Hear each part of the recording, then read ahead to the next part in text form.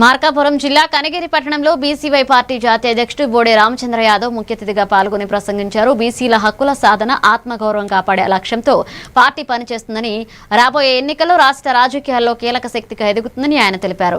కూటమి ప్రభుత్వం బీసీ రక్షణ చట్టంపై నిర్లక్ష్యం వహిస్తున్నట్లుగా విమర్శిస్తూ చట్టాన్ని వెంటనే అమలు చేయాలని, పెండింగ్ ప్రాజెక్టులపై ప్రభుత్వం దృష్టి సారించాలని డిమాండ్ చేశారు. కనిగిరి నియోజకవర్గంలో బీసీవై పార్టీ ఖచ్చితంగా పోటీ చేస్తుందని, బలోపేతానికి అన్ని చర్యలు తీసుకుంటున్నట్లుగా తెలిపారు. పాత్రికేయ మిత్రులందరికీ నమస్కారం తెలియజేస్తూ ఈరోజు కనిగిరిలో మిత్రులు దాసరి మల్లికార్జున గారు నూతనంగా నిర్మించిన ఫంక్షన్ హాలు ప్రారంభోత్సవం సందర్భంగా శుభాకాంక్షలు తెలియజేయడానికి చేయడం జరిగింది. అదేవిధంగా బీసీవై పార్టీకి సంబంధించి నాయకులు కార్యకర్తలతోటి ఆత్మీయ సమావేశం ఏర్పాటు చేయడం జరిగింది.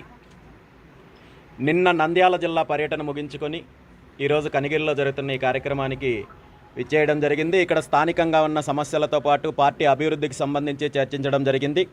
ఈరోజు మనం చూస్తున్నాము, ఇంకా పూర్తిగా ఎండాకాలం మొదలవ్వక ముందే కనిగిరి నియోజకవర్గంలో ముఖ్యంగా తాగునీటి సమస్య చాలా క్లిష్టంగా ఉంది.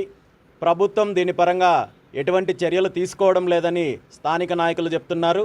దాంతోపాటు ఈ ప్రాంతానికి సంబంధించి, జిల్లాకు సంబంధించి గత అనేక సంవత్సరాల నుండి ఈ ప్రాంత ప్రజల యొక్క కళ ఏదైతే వెలుగొండ ప్రాజెక్టు ఉందో, ఈ ప్రాంత వాసులందరూ కూడా దైవంగా భావించే, అన్ని వర్గాలు దైవంగా భావించే కాటమరాజు గారి జిల్లాగా ఈ జిల్లాని పేరు పెట్టాలని చెప్పి, కాటమరాజు జిల్లాగా ప్రకటించాలని చెప్పి అన్ని వర్గాల ప్రజలు డిమాండ్ చేస్తున్నప్పటికీ కూడా ప్రభుత్వం దీని మీద స్పందించడం లేదు. ఇప్పటికైనా మార్కాపురం జిల్లాని కాటమరాజు జిల్లాగా ప్రకటించాలని చెప్పి